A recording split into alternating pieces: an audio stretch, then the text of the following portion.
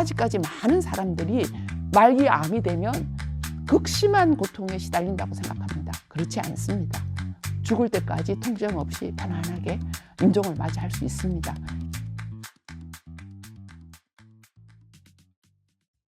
오늘 제가 말하려고 하는 것은 죽음을 좀 더 우리가 친숙하게 느낄 수 있으면 좋겠다는 그런 마음입니다. 사람은 누구나 다 죽습니다. 그리고 언제 죽을지도 모르고 또 어떻게 죽을지도 모릅니다. 그러나 어른들은 가장 큰 복이 죽음 잘 선종할 수 있는 복이라고 얘기하시죠. 우리 어른들의 얘기를 들어보면 자기가 살던 집에서 가족이 보는 앞에서 그냥 편안하게 잠들듯이 그렇게 죽는 것이 가장 큰 복이라고 얘기해요. 근데 과연 현대 지금 우리가 살아가는데 그렇게 죽을 수 있는 사람이 100명에 몇 명이 있을까요? 대부분은 지금 죽음을 병원이나 요양원, 그런 곳, 중환자실 이런 데서 외롭게 가족이 지켜보지 못하는 곳에서 죽어가고 있습니다. 이런 면에서는 저는 인간이 존엄하게 죽어야 된다는 그런 생각과 주장을 하고 있습니다. 그래서 오늘은 그 존엄사에 대해서 한번 얘기해 보려고 합니다. 존엄사는 말 그대로 인간의 권리를 존엄하게 존중해 주면서 죽음을 맞이하자는 거죠. 근데 지금 여러분도 알다시피 우리나라 연명치료 중단 법이 통과되면서 존엄사와 소극적 안락사를 혼동하는 사람이 굉장히 많습니다. 존엄사는 소극적 안락사와는 전혀 다릅니다. 그걸 아셔야 됩니다. 안락사라고 하는 것은 누군가에 의해서 죽음을 맞이하는 거죠. 본인이 죽을 수 있도록 누군가가 약을 준다든지 아니면 의사가 그 사람을 죽게 주사를 준다든지 이런 거죠. 현재 우리나라에서는 소극적 안락사든 적극적 안락사든 불법입니다. 환자들이 말하는 대로 극심한 고통에서 벗어나기 위해서 안락사, 나를 죽여달라고 이렇게 말하고 또 죽을 권리는 내가 있다라고 얘기합니다. 그건 저는 아니라고 생각합니다. 전 세계적으로 그 안락사를 허용하는 나라가 많죠. 지금 스위스라든지 유럽은 좀 많은 곳이 있고 우리나라는 아닙니다. 그래서 적극적 안락사는 약물을 투여하거나 아니면 의사가 직접 죽을 수 있도록 주사를 놔준다든지 이런 거고, 그 다음에 소극적 안락사는 생명장치를 중단하는 거거나 이렇게 얘기하지만 그건 아니라고 생각합니다. 왜냐하면 인간이 죽을 수 있는 권리를 스스로 결정한다는 것은 그거는 저는 잘못된 생각이라고 가지고 있습니다. 그러면 존엄사는 뭔가? 말기 암 환자가 자연스럽고 품위 있게 죽음을 맞이하는 거죠. 그렇게 죽음을 맞이할 수 있는 권한은 누구나 다 가져야 됩니다. 근데 어떻게 존엄하게 죽을 수 있는가? 그 문제에 대해서는 사회적인 논란이 많죠. 그래서 우리나라가 그 연명치료 중단 법안이 통과되면서 아직도 그 문제에 대해서 의료계나 또 일반 사람이나 많은 사람들이 그거에 대해서 논쟁을 벌이고 있습니다. 개인적으로 저는 연명치료 중단 또 사전 의료 결정서를 제출한 상태입니다.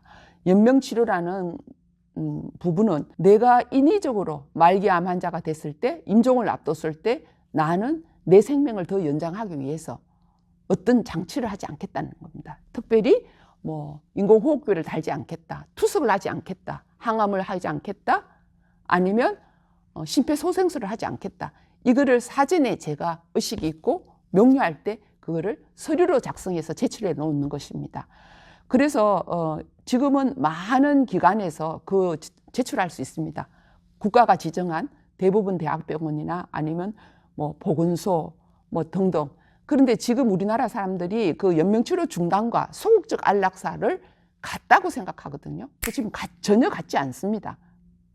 그래서 안락사와 존엄사는 방법은, 안락사는 인간이 인위적으로 생명을 종결시키는 거거든요. 근데 존엄사는 아니거든요. 자연스럽게 죽음을 맞이하는 겁니다. 그리고 그 의사가 개입하죠. 약물을 투여한다든지 아니면 치료를 중단한다든지. 그렇지만 존엄사는 연명치료를 중단하고 자연스럽게 임종을 맞이할 수 있도록 돌봐주는 겁니다. 연명치료 중단이라고 해서 모든 것을 딱 끊는 건 아닙니다. 잘못 생각하시는 겁니다. 수분이라든지 영양이라든지 고단위 영양제를 쓰지 않지만 뭐 비타민들은 영양제를 준다든지 수분을 준다든지 이런 것들은 계속 하고 있습니다. 그래서 자연스럽게 죽음을 맞이할 때까지 돌보자는 겁니다. 그리고 개인적으로 저는 호스피스를 전공한 사람으로서 바로 그런 것들이 호스피스의 정신이라고 생각합니다. 법적으로 우리나라는 소극적 안락사나 적극적 안락사는 다 불법입니다. 국제적으로는 뭐 네덜란드, 벨기에, 스위스, 룩셈부르크, 캐나다 이런 모든 나라가 허용하고 있습니다. 그리고 그런 허용하는 나라에 우리나라 사람들이 가고 싶어 하죠. 최근에 제가 그 서울의 어떤 쪽방에 봉사를 간 적이 있습니다. 도시락 봉사를 갔는데 거기에 계시는 신부님이 저를 어떤 분한테 안내를 했어요. 근데 그분은 최근에 말기 암 환자인데 최근에 자기 친구 말기 환자가 극단적 선택을 하신 거예요. 친구가 극단적 선택을 하는 거 보니까 너무 비참하더라. 그래서 자기는 스위스 가고 싶었다. 그래서 스위스를 가려고 알아봤는데 1,500만 원의 비용이 든다는 거죠. 그래서 본인은 그 비용이 없어서 저는 아마 더 말기 환자 통증이 있으면 저는 극단적 선택을 하겠다고 저한테 설명을 하셨어요. 근데 물론 그분은 종교가 없었습니다. 저는 수도자이고. 그래서 그분에게 제가 어떻게 설명을 할까 고민하다가 인간의 삶과 죽음은 우리가 결정하는 것은 아니다. 형제님이 태어나고 싶어서 태어난 것도 아니다. 그렇다면 그 삶은 누구에게 주어진 선물이라고 생각하실 때 이 선물을 주는 분에게 자연스럽게 돌아가실 수 있다. 근데 당신이 왜 극단적 선택을 하려고 하느냐 하면 통증 때문에 그런데 아직 현재 우리나라에서는 말기 암 환자가 통증 없이 죽을 수 있는 장치가 모두 되어 있다고 그렇게 설명을 했더니 너무나 놀라운 거예요. 그래서 아직까지 많은 사람들이 말기 암이 되면 극심한 고통에 시달린다고 생각합니다. 그렇지 않습니다. 지금 완화의학, 호스피스 치료를 받으면 죽을 때까지 통증 없이 편안하게 임종을 맞이할 수 있습니다. 이런 것들이 너무 이 사회적으로 아직 알려져 있지 않기 때문에 제가 이런 부분을 알려드리고 싶은 거예요. 그래서 그 안락사에 대해서 윤리적인 어떤 논란이 굉장히 많습니다. 찬성하는 분들은 어떻게 했냐 하면 내 죽음을 왜 내가 결정 못하냐. 이것도 나의 권리라고 얘기하고 있죠. 그래서 나는 내 죽음을 내가 선택해서 할 수 있다라고 얘기합니다. 그게 그 찬성하는 사람들이 아니고 또 저희 같은 경우는 자기 삶을 극단적으로 선택하는 것보다는 존엄하게 인간의 품위를 끝까지 유지할 수 있도록 모든 장치를 국가가 해준다. 그렇다면 자연스럽게 임종을 하는 게 존엄하게 죽을 수 있는 방법이다. 극단적인 선택을 했을 때 남아있는 가족들의 고통을 한번 해보시면 그건 누구나 말할 수가 없습니다. 그렇지만 존엄하게 가족이 보는 데서 그냥 통증 없이 임종할 수 있는 그게 바로 존엄사죠. 그렇게 할 수 있다는 겁니다. 현대 방법에서는. 내가 여러분한테 얘기하는 것은 잘못된 인식을 고쳐주고 싶은 거예요. 지금 우리나라가 호스피스가 들어온 지가 우리나라에서 1963년에 호스피스가 우리나라에 들어와서 지금 굉장히 오래됐죠. 오래됐는데 아직도 호스피스라고 얘기하면 내가 호스피스 병동에 가라고 얘기하면 나 죽으러 가라느냐고 이렇게 설명합니다. 사람은 다 죽어요. 그래서 호스피스는 죽는 사람을 돌보는 게 아닙니다. 살아있는 사람을 끝까지 돌봐주는 게 호스피스거든요. 그래서 호스피스 병동 가는 걸 굉장히 두려워하는데 막상 가서 거기서 치료를 받는 사람은 너무 좋아합니다. 그래서 최근에 우리 스님 89세 스님이 말기 암 환자로 판명을 받았어요. 근데 본인은 89세이고 의료계에 근무했던 스님이 나는 호스피스 가겠다.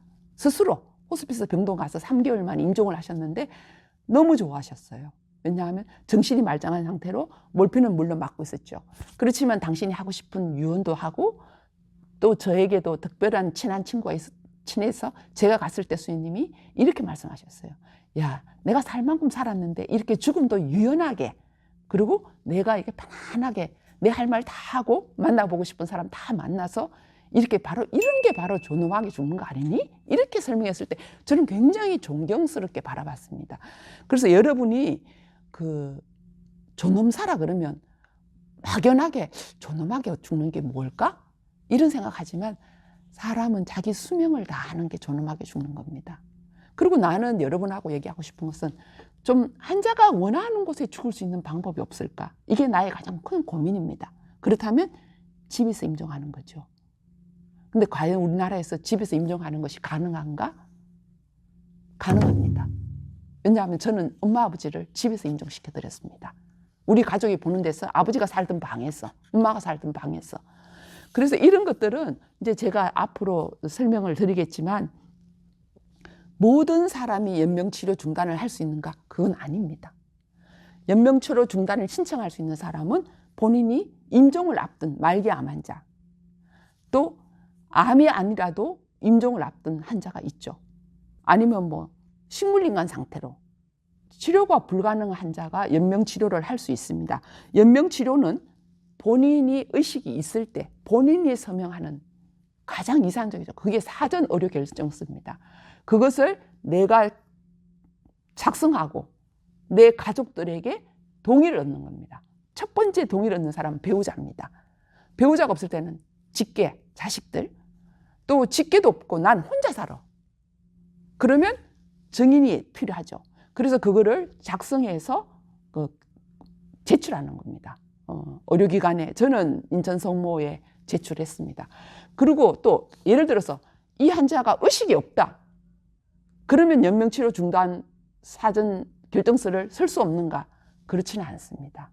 왜냐하면 가족이 이 사람이 평소에 나는 내가 만일 말기 암 환자가 됐을 때는 난 더 이상 치료 안 한다. 그리고 너희들한테 부탁하는데 하지 말게 해달라. 그렇게 사전에 환자의 동의가 있었다면 가족이 그것을 증명해서 가족이 쓸 수도 있습니다. 근데 이 문제는 또다시 한번 심도 있게 나눠봐야 됩니다. 왜냐하면 그걸 썼다고 말기 암 환자 됐을 때 모두 다 연명치료 중단하는가? 아닙니다. 이 사람이 정말 말기 암 환자인가? 2명 이상의 의사가 확인하고 또 그 병원에서 윤리위원회에 회부해서 윤리위원회가 정말 이 사람은 말기고 임종을 앞두고 있다. 그리고 식물인간에 더 이상 소생할 가능성이 없다. 이런 경우 또 사망이 수일 내로 예상된다. 이럴 때만 그게 가능합니다. 근데 이거를 그럼 내가 서류를 제출하고 내 마음이 바뀌었어요. 나 안 하고 싶어. 그럴 때 처리할 수 있습니다. 언제든지 처리할 수 있습니다. 그거는. 그래서 연명치료 중단한다고 그러면 모든 것을 딱 끊는다고 이렇게 알고 있는 사람들이 있었는데 그렇지 않습니다. 말기 암 환자 통증도 충분히 조절해주고 영양도 공급해주고 수분도 주고 그다음에 감염이 이 환자가 생겼을 때 감염 치료도 해주고 할 수 있는 건 하는, 단지 우리가 인위적인 인공호흡기를 단다든지 투석을 한다든지 이런 것들을 안 하는 것을 얘기하는 겁니다. 이 문제, 존엄성의 문제를 왜 이렇게 심각하게 나누었느냐 하면 처음에 보라매 사건이 있었습니다. 보라매 사건 1999년에 있었던 사건인데 보라매 병원에 어떤 남자분이 의식이 없는 상태로 실려왔습니다. 그래서 의사가 봤을 때는 뇌부종, 수종이 있어서 수술을 했어요. 물론 그때 올 때는 보호자가 없었죠. 그래서 수술하고 그 다음날 환자가 의식이 깨어나지 않은 상태에서 부인이 찾아왔습니다. 부인이 내 동의 없이 왜 수술했느냐고. 그리고 나는 이 의료비를 감당할 수 없다. 그렇게 해서 퇴원하기를 원했습니다. 그리고 나는 계속 치료해도 나는 치료비를 부담할 수 없다. 그리고 그런 소송 간에 의사가 각서를 받고 환자가 퇴원을 시켰습니다. 태우고 인공호흡기를 떼자 5분 만에 환자가 사망을 했습니다. 근데 이 사망한 환자의 동생이죠. 여동생이 와서 이 올케를 고소를 했어요. 환자를 죽였다고. 근데 가정사를 보면 이 남편이 이 아내와 헤어진 지가 굉장히 오래됐어요. 그리고 방탕한 생활도 하셨고 하여튼 그런 사건이, 개인적인 사건이 있었던 겁니다. 근데 그때 이제 법원은 이 문제를 심도 있게 나가다가 결국 그 아내에게 살인 방조죄로 구속을 시켰습니다. 그리고 그게 담당했던 주치의와 전문의가 법적 소송을 받게 됐죠. 그래서 그때 굉장히 의료계에서는 많이 많았습니다. 의사가 사실은 우리나라의 의사는 누구도 건드릴 수 없는 존재잖아요. 근데 의사가 구속이 됐고 그다음에 집행유예 2년을 받았으니까 이런 것 때문에 굉장히 사회적으로 논란이 되던 중에 2009년에 김할머니 사건, 김옥경 씨인데 우리는 김할머니 사건이라고 얘기합니다. 김할머니 사건은 할머니가 폐암 진단을 받아주셨어요. 검사 중에 과다출혈로 식물인간이 되신 거죠. 그런데 이제 중환자실에 입원해서 뇌사는 아니지만 계속해서 병원 측에서는 진단을 받던 중에 이런 사고가 났으니까 계속 인공호흡기라든지 약물을 투여한다든지 계속해서 치료를 하고 있었습니다. 그럴 때 가족은 의사한테 저희는 어머니가 평소에 나는 이런 경우일 땐 더 이상 치료하지 말라고 얘기했기 때문에 집으로 모시고 가겠다고. 근데 그 전에 보람의 사건 때문에 문제가 돼 있었잖아요. 그래서 의사들이 그거에 대해서 반대를 했어요. 근데 이 가족들은 적극적으로 법원에 소송을 걸었습니다. 고소를 했어요. 의사를 대상으로. 나는 치료비를 낼 수 없고 우리 어머니의 평소의 생각이 그거였다. 그러니까 판결을 내려달라. 그래서 그게 대법원까지 올라가게 됐습니다. 근데 결국 어떻게 됐냐면 가족에게 승소가 됐어요. 그래서 의사들은 보낼 수밖에 없었죠. 그런데 할머니가 집에 돌아가셔서 콧줄을 끼시고 오래 사셨어요. 내가 알기로는 한 1년 이상 사신 걸로 알고 있습니다. 그때 이제 존엄사에 대해서 사회적인 여론이 굉장히 많았죠. 왜냐하면 이 사건이 굉장히 사회적으로 이슈가 됐기 때문에 그때부터 이제 우리나라에서 존엄사에 대해서 이제 얘기를 하기 시작했습니다. 이 판결이 존엄사의 법적 근거를 마련할 수 있는 계기가 되었고, 그리고 이 계기로 연명치료, 더 이상 이 사람이 소생할 수 없는 사람에게 막대한 약물을 투여하는 것은 부당하다. 그리고 우리나라 보험공단에서도 죽어가는 환자에게 수많은 약을 투여하는 것보다 차라리 지금 치료 중에 있는 사람에게 치료를 해주는 게 더 우선적인 방법이다. 이래서 굉장히 많이 얘기됐고, 특별히 우리가 호스피스 하고 있는 우리들은 공청을 열어서 의료 연명치료 중단을 해달라고 수차례의 공청회를 열었습니다. 결국 그래서 이제 우리나라에서 연명치료 중단에 대해서 법안이 통과됐죠. 그때 우리는 연명치료 중단에 대해서 법안이 통과될 때 세세하게 공조를 해달라. 아니면 이게 소극적 안락사가 될 수 있다. 그리고 예를 들어서 우리가 돈이 없어. 경제적으로 너무 부담스러워. 근데 조금 치료하면 이 사람이 좀 나을 수 있는데도 우리 연명치료 중단하겠다. 이런 케이스가 또 생기기 시작하는 거예요. 늘 법이 있으면 그 법망을 피해가는 사람들이 있기 마련이잖아요. 연명치료 중단을 그럼 어떻게 할 것인가에 대해서는 여러 사람과 사회와 또 의료계가 특별한 논의가 필요합니다. 존엄한 죽음을 위한 첫 번째 조건, 바로 치매에 걸리지 않아야 합니다. 뉴스레터를 신청하신 분께 치매와 헤어질 결심 전자책을 무료로 보내드립니다. 전자책 신청은 댓글창을 확인해 주세요.